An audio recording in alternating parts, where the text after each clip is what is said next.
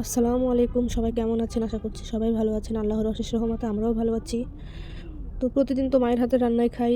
তো আজকে আমার মা ছুটি নিয়েছে। সে তার বোনের বাসায় বেড়াতে গিয়েছে। তো আজকে আমার রান্না আমাকেই করতে হবে।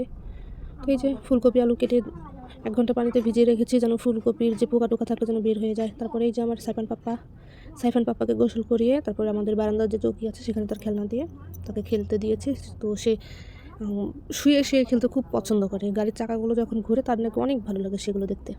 তো এই যে আমার সোনা পাপার জন্য আমি হোমমেড সেরেলাকটা রান্না করে নিচ্ছি।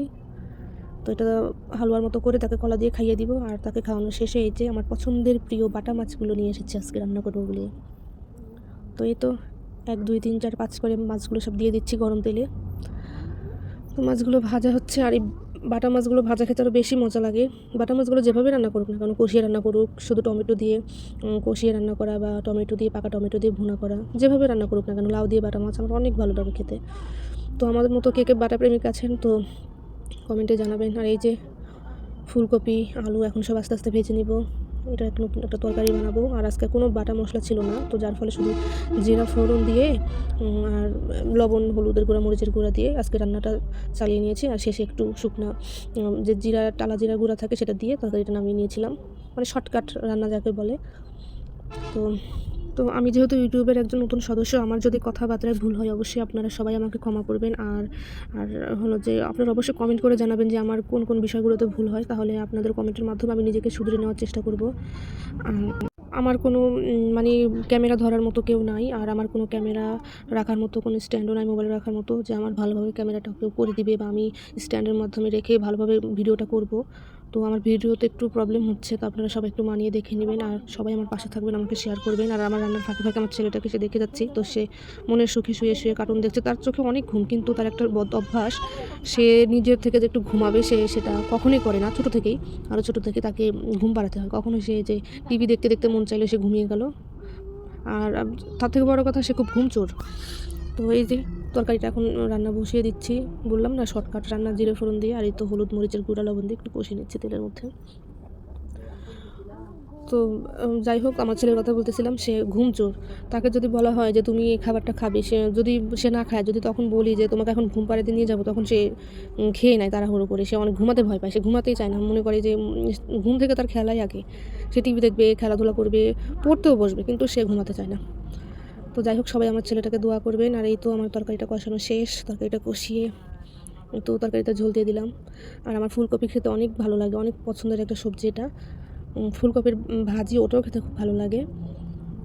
তো যাই হোক, আমাকে সবাই সাপোর্ট করবেন, আমার পাশে থাকবেন, আমি যেন সামনের দিকে এগিয়ে যেতে পারি। সবাই আমাকে দোয়া করবেন। আর এই যে দেখলেন, একটা বাটা মাছ রেখে দিলাম। আমার এই ভাজা বাটা খেতে আমার অনেক ভালো লাগে। আমি তো প্রথমেই বললাম, সে ওই ১ পিস যে মাছ ভাজা ছিল সেটা দিয়ে সকালবেলা ভাত ভাজা করেছিলাম, সেটা আমি দুপুরবেলা ওই মাছটা দিয়ে খেয়ে নিয়েছি। আমি দুপুরে রান্না করেছি, বাট আমি দুপুরের কোনো খাবারই আমি খাই নাই। তো এই তো আমার তরকারিটা প্রায় শেষের দিকে, জিরে গুঁড়ো দিয়ে দিলাম।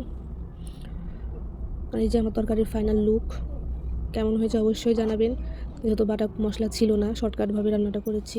আর আমি রেগুলার রান্না করি না, আমার মাই বেশিরভাগ সময় রান্না করে। সেই রান্না করে সকালবেলা নাস্তার ব্যাপারটা অনেক সময় আমি দেখি, কিন্তু আমার মাই রান্নাটা করে। আর এই তো কাঁচা টমেটো ভাজি, এটা আমার অনেক প্রিয়। তো এটা আমি পাঁচফোড়ন দিয়ে পেঁয়াজ মরিচ দিয়ে তার উপরে হলুদ দিয়ে তো আমি এই টমেটোটা দিয়ে দিলাম। এখন এটা ভালোভাবে ভাজি করব, করে তারপর আবার এই ভাজি করার আগে তরকারিটা নামিয়ে আগে ছেলেকে ঘুম পাড়িয়ে দিয়েছি। তারপর ছেলে ঘুমানোর পরে ভাজিটা বসিয়েছি, কারণ অনেক বেলা গড়িয়ে যাচ্ছে। ঘুমের সময় পার হলে তো আর বাচ্চা কাচ্চা ঘুমাইতে চায় না। তো সবাই আমাকে দোয়া করবেন। আমার আসলে কি বলবো, অনেক সময় বুঝে পাই না। মানে যেহেতু ইউটিউবে আমি নতুন, তো অনেক সময় অনেক কিছু মনে আসে, কিন্তু বলতে পারি না, বা গুছিয়ে বলতে পারি না কথা। যাই হোক, আপনারা সবাই ক্ষমা করবেন আমাকে। আর আপনাদের সাপোর্ট পেলে অবশ্যই আমি একদিন সব কিছু ঠিকঠাকভাবে করে এগিয়ে নিয়ে যেতে পারবো। এই তো সন্ধ্যার সময় আমার মা আমার ছোটো খালার বাসায় গিয়েছিলো, ওখান থেকে আসলো। তোমার ছোটো খালা পিঠা পাঠিয়ে দিয়েছে, ঝালপুরি যেটা, আর একটু মুরগির মাংস ভুনা করে পাঠিয়ে দিয়েছে। আর আমার সাইফান বাবা দেখেন কত মানে উৎসাহ নিয়ে সেই জিনিসগুলো দেখছে। আর যখন সে দেখছে তখন তার একটাই মুখের কথা ছিল, তার ভাষাতে আমি বলি, ওর একটাই মুখের কথা হলো, আমাকে কেউ ভালোবাসে না। খাবার খাচ্ছে আর বলছে আমাকে কেউ ভালোবাসে না, আবার বলতেছে খুব স্বাদ পছন্দ। ওর কথাগুলো শুনলে খুবই ভালো লাগে, অনেক হাসিও পায়। পাকা বাবা আমার একটা। তো আর দয়া করে কেউ ফুল ভিডিও না দেখে কেউ স্কিপ করবেন না, অবশ্যই ফুল ভিডিওটা দেখবেন। ভালো লাগলে লাইক করবেন, কমেন্ট করবেন, আর অবশ্যই শেয়ার করতে ভুলবেন না। তো আমার ভিডিওটার মধ্যে অবশ্যই সবাই লাইক করবেন। এক কথা বারবার বলছি, কেউ বিরক্ত হবেন না। তো সবাই ভালো থাকবেন, সুস্থ থাকবেন। আল্লাহ হাফেজ।